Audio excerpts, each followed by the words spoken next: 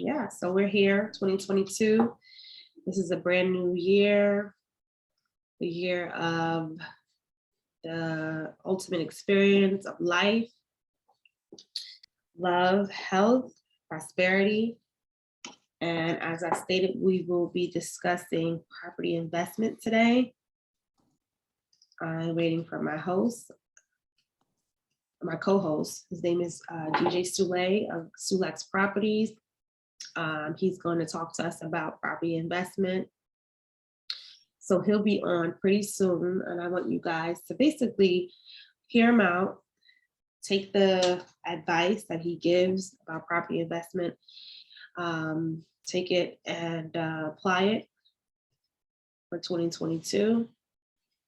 Property investment is very important. It is the best way or efficient way to get rich. Invested in property is very, very, very important. It's great, as residual income. It could be a primary income. And that's what we're going to talk about today. So we're waiting for our host to come along, give us some feedback about property investment. And property investment could be anything. It could be anything from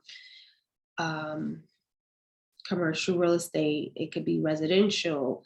It could be 2 to 4 multifamily. It could be a storefront. That's property that you're investing in, right? You own the building, whether or not you own or you're leasing, that is investing in property. So that's what we're going to discuss today. It's not quite 12 yet.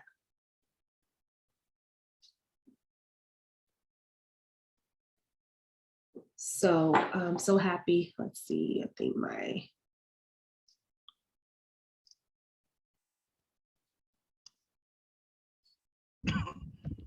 Hey, DJ. Hey, can you see me? Let's go. Is this? Hey, ZJ. Hi, can you see me? Can you hear me? No, I can't hear you. Let me see. Are you on mute? It might be me. This says I'm not muted. I can hear you now. There you go. You can hear me? It's very silent. All Turn right, up your volume. How about now? It's a little echoey. Echoey. Yeah. Just a little bit. Echoey. What could be happening here? I can't tell what it might be. Everything else is off. I have my volume up. How are you? I'm doing good. How about yourself? I like your background. Oh, yeah, you see? Little cheap plug there. I love that. Yeah. How come we can't hear you, DJ? I'm not sure what's going on. My audio is full. Maybe it's me. Hold on. Let me see. Let me check my volume. Just make a difference. It's my phone, probably. It's my computer. No, well, let's make sure it's not me. So, but you can hear me, right? I can hear you, but it's low. But it's low. Do you hear it? How come I can't hear it on my phone, on my computer? I'm hearing everything here. No, I don't have it muted. Let's see. Can you still hear me? No. Okay. He's not muted. How about now? No difference?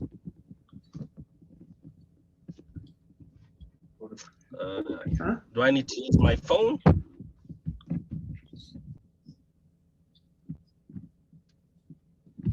That's weird. Okay, let me try another. Let me see what. How about? It's a TV. Is it TV? Oh, Are you it's hearing me. it? It's me, DJ. I'm trying to record. We're on Zoom. We're on Facebook Live. We're on Instagram Live. We are live. We're live? Yeah, we're doing this it's live? We're doing this live? Is this better?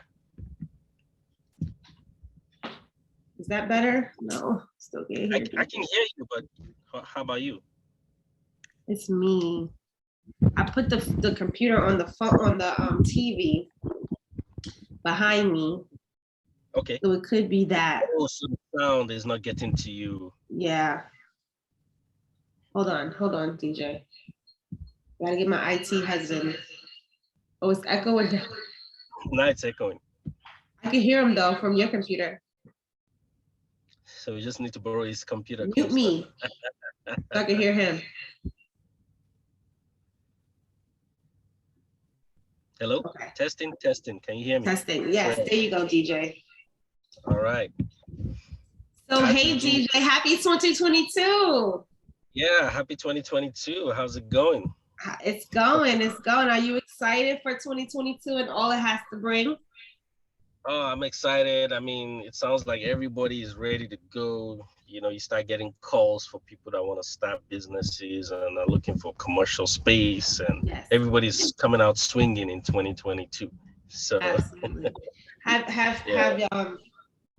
hold on, my mic is, do you hear the echoing? yes. Yeah. So I'm not echoing, but you are. So, you is there something you can disconnect, I maybe, think I need to disconnect something. or I is it think it's my, because you're streaming in multiple places that it's echoing? yeah, But I don't think that should be the case. yeah. Okay. Am I still Well, echoing? Can you hear a little me? bit, but I can hear you very well. Okay. No, you're Does it fine. sound bad? No, it's good. I think it's just a little bit of echo at the end, but it's still we can still hear clearly. Okay. So let's talk a little bit about DJ and who DJ is and what is his day-to-day life, what businesses he has, and Oh, just give us a little rundown. all right. Okay. Well, DJ. Well, I'm a licensed real estate broker here in Charlotte, North Carolina. I have a background in technology, and I've also done investing in real estate in the past before I got my license. Uh, I, I got my license about say 4 years ago, and since then I've been helping folks, friends, family in the North Carolina area. Sometimes, referring clients out in Texas, Minnesota, because I have family over there. So I help in any state in the U.S. I can help with real estate needs. But that's pretty much a brief summary of me. Uh, you could say I'm maybe an entrepreneur because I've dabbled in a few other things and I'm always thinking about other things I could do, but not enough time. I run a laundromat in Mallsville, so that keeps me busy as well. And so, yeah, that's it. And I have a family, so that keeps me busy also.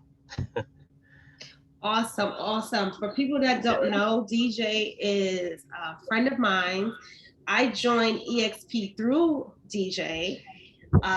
He was very persistent and very, very, I want to say, um, you know, uh, determined to bring other agents on into EXP.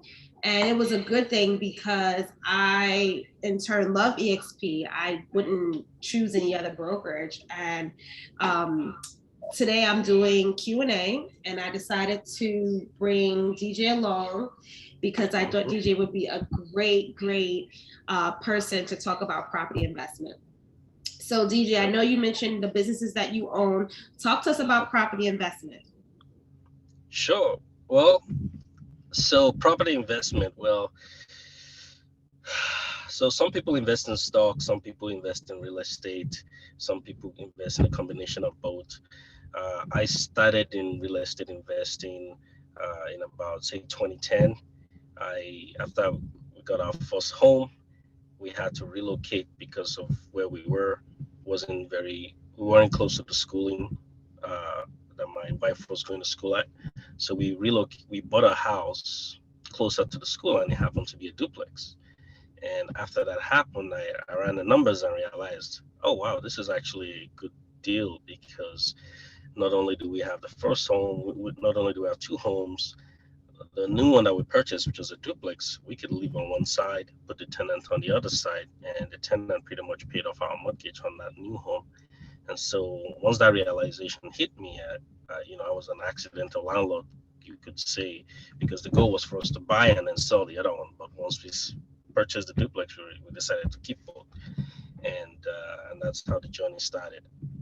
But yeah, so real estate investing is a way for me to fund my retirement long term, and it's a slow process. But you know, if I'm not investing in the stock market or running a business, I can always use the real estate income to fund my lifestyle or my retirement. I think I answered the Awesome. question. Yes, I'm gonna give you a bunch of questions, so save Okay, some of good. the feedback. Okay, Sure. so DJ, what is an ultimate goal for you as an investor? The ultimate goal for me as an investor is to have residual income where I don't have to work, quote unquote. Nobody's ever not working. But the ultimate goal is to have the real estate investments pay for my lifestyle pretty much. So the goal of an investor is to have cash flow. You want your money to make money for you so that you don't have to do that work. So if I'm in the hospital, for example, the money is still making money for me while I sleep or while I'm in the hospital or while I'm having fun. So that's the idea. And it takes a while to get there, and it all depends on how well you purchase that investment or how well you invest. So, but that's the ultimate goal, is to make your money work for you so that you don't have to work as much. Good stuff, DJ. Good stuff. Mhm. Okay, next question. Is flipping properties profitable? And give us some feedback on flipping properties. Flipping properties is profitable if you know what you're doing. That's the caveat. You have to know what you're doing. You have to know your numbers. So you have to know, when I buy this home and I fix it up, because that's what flipping is. Flipping is you're buying a home that requires repairs or rehab. You spend some money to fix it up, and then you put it on the market to get the highest bid. Most likely, you have to list it with a realtor, because that's where you get more eyes on the property and get more competition to buy it. And so uh, you can be profitable. So you have to buy correctly. You have to manage the maintenance, the rehab with your contractors. If you're not a contractor yourself, you have to manage people that are doing the job. You have to also time them and sequence them the right way so that you make sure there's no window gaps, that you don't lose time in your rehab process. And then you have to put it on the market at the right price and make sure you sell it quickly and then pay off, all your expenses, pay your taxes, factor that in as well. And then the balance is your profit. So a lot of people do it, and they're typical. It takes You have to start somewhere, but you really have to run your numbers to make sure you plan for some potential mistakes or surprises, because they happen a lot. And I have an example I can get into if you need me to. And really quick, how many properties have you flipped?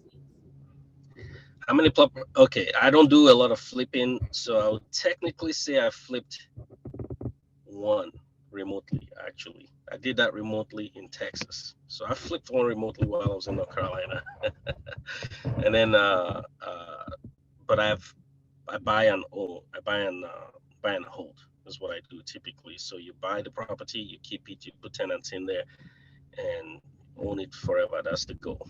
So, but I do have a recent project that we purchased that had some surprises, I would say, but we survived. So Good stuff. Good stuff. yeah. Okay, Mhm. DJ. I know you mentioned that you flipped one property, but Mhm. are there mortgage lenders out there who will loan the majority of the purchase price as leverage for your flip? Uh, there are mortgage properties. There are very few of them that would loan you everything. Typically, not mortgage companies, you call them lenders. The lenders want you to have skin in the game. They don't just want to give you 100% of the money unless you have a track record of successful flips, right? So it's a small world in real estate business in North Carolina. So typically, if somebody has the funds, they they already fund other flippers, they'll probably talk to the other flippers and says, "Hey, do you know this guy that's trying to borrow some money from us? What's their track record? Are they, and then they'll get feedback and decide, okay, is this person a good candidate to loan the money to? But typically, they might want you to put in 20% down of the ARV value. So let's say the house is 100K when you buy it as is, and it requires 50K of rehab, and let's say the after repair value is 200K. So that's roughly, before you remove taxes and everything, that's the 50K difference. That's supposed to be a profit minus all the other expenses and taxes. Well, the ARV is your 200, the purchase price is 100K. The lender might loan you 80% of the ARV.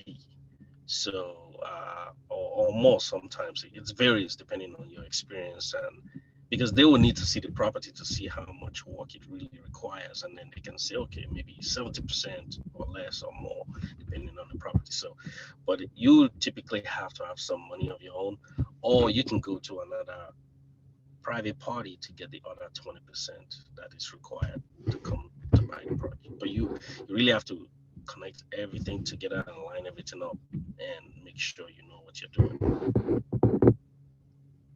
Great stuff. Thank you, DJ. Mhm. Next question. What is a 1031 tax deferred exchange and how is it beneficial to an investor? Okay. A 1031 tax deferred exchange is when you sell a current property you own, and instead of keeping the profits, you within 45 days go under contract to purchase another property of equal or higher value, right? So if I sold my single family home, and then instead of me keeping the profits, within 45 days go under contract with a fourplex or a fiveplex. So now that property is of higher value most likely, and then I flip that into it as a down payment or 50% of a payment, depending on how much I make back from my initial sale. That's what a 1031 exchange is. And a lot of investors use this to defer taxes long term. So imagine if you can rinse and repeat this forever, you will never pay taxes pretty much. But you have to get it done within that 45 days. So, and if you don't, you get taxed. So that's what you have to watch out for. But yeah, that's pretty much what it is. So some people can go from single family all the way to, 100 unit building over a lifetime. You can keep flipping it up that way. Can someone who has a private residence, a residential property, use a 1031 exchange? Well, let's see. When you have a residential property, there's a tax law. I think it changed when Trump came in. I'm trying to remember the numbers. I think you have to live in your property for the last 2 out of 5 years as a couple, or maybe as a single person.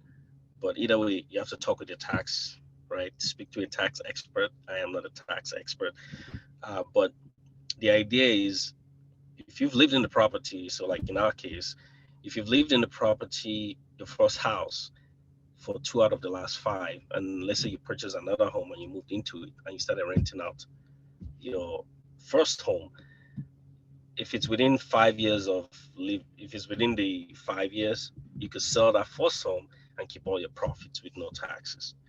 But if it's past the 2 years, then you would have to pay the full taxes on that capital gains tax, pretty much is what it's called. So yes, but you could do it. Yeah, anybody can do it. You can own your private home, but you can have multiple investment properties and then sell one and have, you still have to pay taxes unless you've lived there the last 2 years.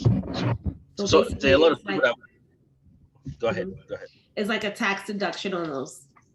Yeah. So some people actually, this is what they do. I know there was a realtor here in North Carolina that she moved into our neighborhood, and she fixed up the home, lived there for 2 years, sold it, moved to the next home, would do the same, and she just kept moving around. Uh, Mm, and some people do that too. So every 2 years you move. So now, if you have kids, I don't know how cool that would be with the kids and their friends, but some people do it. yeah. You can Some move every two. some sellers accept. I've seen some sellers, like when they're selling their homes, they will Mhm. accept a 1031 exchange. Yeah. Yeah. Yeah. Yeah, I mean, you really have to time it very well. They've probably discussed the deal already because I mean you can't just wake up today and say I'm doing a 1031. You really have to be ready, otherwise you're gonna have that tax at the end. So mhm. Good stuff. Thank you, DJ. Yep.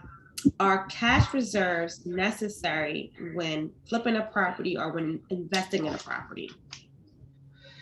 Cash reserves, I mean, the more cash, they say cash is king. So the more cash you have, the better, right? So if there's I mean, really, it's you want to run it as a business. So if you're flipping a property, I'm assuming it's a business account, or and you're using all the funds in your business account, or if you're getting a loan, you're using all the funds from the loan. But sometimes you might get a surprise. So if you didn't budget right, for example, you thought you were gonna spend 20K, and all of a sudden it's now 30K, Mhm. and you have to find the extra 10K. Well, it'll be nice if you have backup money somewhere, and hence the reserves. So you can use that now to make sure the project completes. Obviously, now you've lost 10K, but that's why you have to really understand your numbers.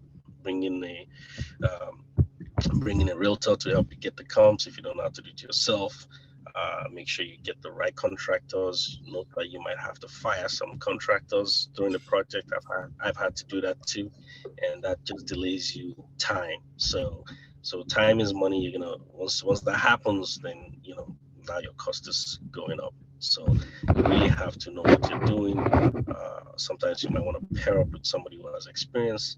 You might have to pay them for their time or their skill set so that they can help you avoid pitfalls in the process, so that they tell you, oh, this is what you should watch out for. For a good example, if you're going to do a major rehab where you need cabinets, well, cabinets are delayed right now in almost every project. The flip I did in Texas, cabinets delayed for 2 weeks. The new construction was supposed to close at the end of December last year, was pushed to the end of January this year. Cabinets delay also. So you really, and you exactly, you can't order the cabinets the first, when you start the project, because sometimes you have to measure, you have to get your measurements right for the cabinet folks to come in. So the place might need to be prepped before they can come in to do their measurements, and now they have to ship it, and with COVID delays and all that kind of stuff, that's adding extra to the delays. So that's one thing that has been an issue since my flip last year, and I'm sure this year as well is still happening. So Awesome, yeah, awesome. Thank you, DJ. yeah, you're welcome. Which brings me to my next question. Sure. Are silent partners important? Silent partners. Silent partners. I mean, eh, I'm assuming they're bringing value to the deal, right? So, why would I need a silent partner? So, well, I gave the example of where if a lender is giving you maybe 70% of the loan to flip the property, well, you might have to come up with the balance, the other percent. So some people will go out and find private money, is what we call it. So like family and friends, you go to talk to them. Hey, mom, hey, dad, I need like 5K, 10K here to do this project. Don't worry, I'll give you money back. Here's the the profit I'm gonna get you. Oh, since you're my dad, just borrow me this stuff for free. So if your folks love you that much, they might just give you the money for free, or your friends love you that much, they might give you the money for free, and then you can now do your deal and then pay them back. In this case, they're silent because they're not involved in the project.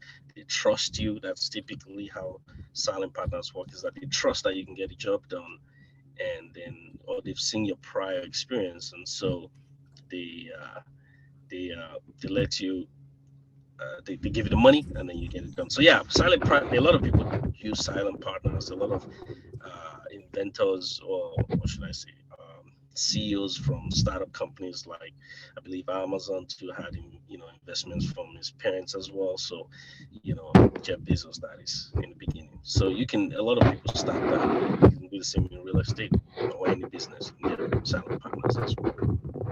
Okay. Really quick. Do you prefer commercial investment versus residential investment? Oh, okay. So I started with residential investments. I'm familiar with it. I know the pros and cons of residential. I'm dabbling in commercial now. Um, I'm helping people get Okay, leases. hello. I'm helping I'm helping people with commercial leases and potential commercial purchases as well. Uh, and myself too, I'm looking at commercial properties. So, like a multifamily will be considered commercial, which is more than 5 units, right? A duplex is two, threeplex, fourplex, and then you have 5 units, which are now considered commercial. So, commercial just allows you to scale much easy. So, instead of dealing with two or one tenant, you might be dealing with 50 tenants. So it sounds like a lot of work. However, when it comes to repairs, like if you need to repair the roof, you only have one roof to repair in a commercial setting versus in a single family homes. If you have 50 separate units, now you have 50 roofs to keep an eye on over the lifetime of your ownership of the property. Whereas in a 50 unit, one structure building, you have one roof to repair. So those are where you get the savings. You can have one property manager manage all, it's easy to manage that 50 unit, or if the plumbing is bad, if you fix one issue here, it might fix it for 50 other unit or 49 other units. So it's a scaling thing when you go into commercial. The deals are bigger, obviously, the profits will be bigger, but you also have to qualify for the bigger deals and have the experience to handle the bigger deals. So long term, yeah, the commercial will be the way to go, but you have to start somewhere, which would be, your single family duplexes. You can start that way, or you can even start with a 20 units if you have the kind of money and just trust on your property managers. And a lot of realtors do property management, provide property management services as well to help you manage that for you. So, and these are people who Ty can link you up with, so I can link you up with when you get to that level of purchasing such a property and managing it afterwards. So, but I have experience doing that. So, yeah. And I'm gonna just add a question. As far as property management, Yeah. how many properties are you managing or have you managed? I managed about 8 units in different locations. Uh, so and as you keep acquiring more, you can manage it or you can delegate. So, but I do manage as well. Okay, and how is your business affected by COVID-19? Well, COVID-19. Well, with the tenants, some tenants lost their jobs. A lot of the tenants kept paying. Typically, what I did, I communicated with them early to say, hey, we understand what everybody's going through. We just wanted to let you know, we're here to make sure we, do our best to make sure your living situation is very comfortable. And, the tenants are typically living with their own family, so we don't have to worry about those things. But, we let them know that here are some resources if you are facing some challenges at your job. There's something called like the Hope. I think it's called the Hope Housing uh, Fund, where they can actually help tenants pay uh, their rents. So we share that information with our tenants up front so that if they are having those challenges, they can apply quickly and get those funding. So that has happened for one of our tenants here in North Carolina. She got 4 months paid for through April. Now she doesn't have to pay for the next 4 months. So that's a really good thing. And that gives the tenant a chance to get a new job, which she did, and also to save up more. That's the hope, that the tenants are saving this extra money that they now have so that they can pay their rents moving forward or do whatever else they need with the funds. So, but yeah, that's how it affected real estate, is that, some people weren't paying rents, and the landlords themselves, they had to still pay the mortgage, right? But they were allowed to call their bank to defer their mortgage payments as well, because they knew the tenants weren't paying, so the homeowners as well were having those challenges. Even whether they were landlords or not, homeowners could call in 2020, 2021, call their bank to defer their mortgage payments until they could get a new job. So I think that worked out for a lot of people. We didn't have to evict anybody, and that's a good thing. And I always stress that with my tenants, it's like communication is key.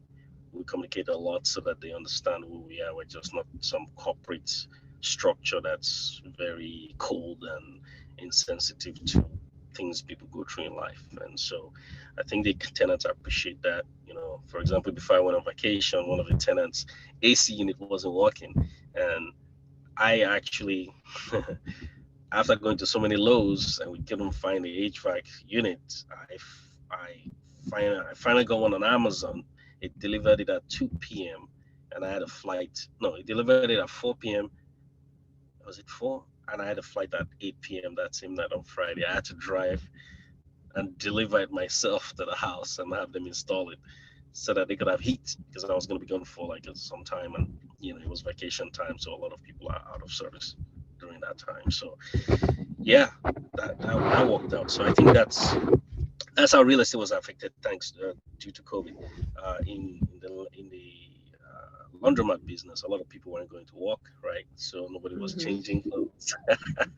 Some people weren't changing clothes, they weren't washing their clothes, and so it slowed down a lot. But we managed through that time.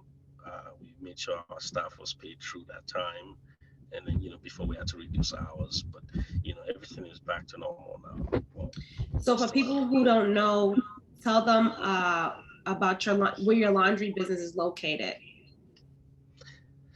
It's in Mooresville, North Carolina. It's about 5 minutes from downtown Mooresville. It's the largest in Mooresville. You can search for Mooresville Coin Laundry. You're gonna find us. We have 36 washers, 40 dryers. So even if anything is out of service currently, we have enough machines for everybody, and we're open 24/7. Uh, and you can access it 24 hours, like accessing a gym. You just have to pay for a membership card, but otherwise you can do your own laundry yourself. We take quarters, we take credit card using the QR code, using an app. You just scan it on your phone and you can make your payment to wash your laundry yourself. Or you can we also do wash and fold service where people drop off their clothes and then our staff washes it. We have a 24-hour turnaround, and the clothes will be ready for you. And what's the other thing? And a lot of people use us, those in construction, those with Airbnbs, they watch the sheets with us. Um, and just folks that don't have the time to do it themselves or don't have big machines at home, or when the machines break down, we're there and available for people to get in and use our machines. So, yep. Awesome, awesome. Okay, Mhm. well, DJ, we've picked your brain. Does anybody have any questions for DJ? Nobody? Nobody. Well, So I missed the beginning of the Zoom call. Can you give me a brief and update on the beginning of what went on? okay. Okay, so DJ Sule is a realtor here in Charlotte, North Carolina. The topic is property investment. He's a property investor. He has several businesses that he currently owns, and I'll let DJ go ahead and introduce himself again. Yeah. Okay. Hi, Gabriel. Gabriel. Is it Gabriel? It's actually, I'm a login under my daughter, but Oh, okay. it's Deborah. Deborah. Hi, Deborah. All right, cool. So no, yeah. So I'm a licensed North Carolina agent here. I'm with eXp Realty, just like Ty, and we can help any people buy and sell homes in any state in the U.S., including the UK, Mexico, Australia. We've expanded to those states, whether it's residential or commercial. We can help you with those needs. You or anybody, if you know anybody in Texas or somewhere that needs a realtor, just reach out to either one of us, and then we will be able to connect you with a local agent over there. We'll help them buy their homes, and that's how we operate. And we appreciate referrals. A lot of our business is via referral. I've helped people in many states. Texas, I've got siblings out there. I've got friends out there who are buying houses. So I have a local agent in Houston too, and I did a flip in Houston. I did a flip in Houston in March 2021. We closed, and I had a local EXP agent. They helped me list the property, right? But I manage the contractors remotely. The local agent, they help me connect with the local contractors over there, and so that's how I finished that project successfully there in 2021. And so we can help. We do those services as well as here in North Carolina, here too, locally as well. We help people lease restaurants, help people lease. Ty helped somebody lease a clothing store, I believe. Oh, and then what else do I do? Okay, so I also run a laundromat here in Mooresville. That's the one I was describing last. Self-service laundromat or wash and fold laundromat. So we help people in the Mooresville area. Um, and then, so those are the main two things. I have a tech background, so computer engineering background. So I understand some tech stuff. I've done project management in the past. I've done some development in the past as well, software development. But yeah, so right now my time is spent managing a laundromat, doing real estate here in North Carolina and across the US. Oh, okay. Tell her Great. about your 8-unit building. No, okay. Well, it's different. These are separate units, not in one building. But I'll tell you what we talked about was investing in property. So I'll tell you a good one in Salisbury. We purchased a couple of duplexes in Salisbury, right? And we put that was in September last year. We closed. We put the tenants in November 1st. So we've got 4 tenants in there. Two are existing tenants, 2 are new tenants, and we applied that. We discovered that we had some plumbing issues, and I suspected I was going to have plumbing issues because there were these 2 trees, these huge trees that were sitting in front of the house, and that was the problem. So that's something you have to know. So we had to. So first of all, I had to hire rehab folks. So we're talking about pitfalls in investing, right? So when you buy the property, you have to buy it at the right price. Then you also have to manage the property, the construction folks that are going to do rehab. So I hired a set of construction folks. I had like bids from 3 different people. I hired one of them. They didn't do the job right when I would ask them, because I live 30 minutes away. I live in Concord. The house is in Salisbury. I would call and say, okay, is the job done? They would say, yeah, it's done. I said, okay, send me some photos, right? So that I know, then I can send you the money without even having to go there. Well, they were like, oh, you should come here and check it out yourself, you know. And that's when I started to just like, well, why wouldn't somebody share the photos with me? Okay, sounds like we're gonna have a problem. So I go there physically myself, and then lo and behold, the job wasn't done. So I had to fire them. I fired them, and so I lost like 2 weeks. Well, actually, it was a week. I realized this was going to be a problem. By the time I found a replacement, it was 2 weeks total. So I lost time there, and I found somebody else to do the job. So when you are investing, you have to plan for those 2 weeks loss, because if you're borrowing money, you still have to pay the interest on what you're borrowing. So that's something I suspected might happen, and I was okay with the loss, so I planned for the loss. Now, when we finished the building, then we brought the tenants in, and then the problem with actually running the whole house, we discovered there was some plumbing issues. But prior to that plumbing issue, 3 weeks prior, I had hired a tree cutting guys to cut the trees, because I knew I didn't want the trees there, and the roots were going to grow eventually and connect to the pipe. Well, they had already grown to the pipes. So the 3 guys delayed for 3 weeks. They had issues too. I called like so many of them. All of them were out. A lot of them were calling me in Jan, like 2 months later. Hey, do you still need tree help? And I'm like, nope, job is done now. But in November, I had to make a lot of calls. And those 3 guys, when they finally took out the trees, they had to take out the roots. The roots were in the pipes. I had to get Roto-Rooter to come in to replace the piping to the main line to the city. So all of that cost more money that I had to plan for.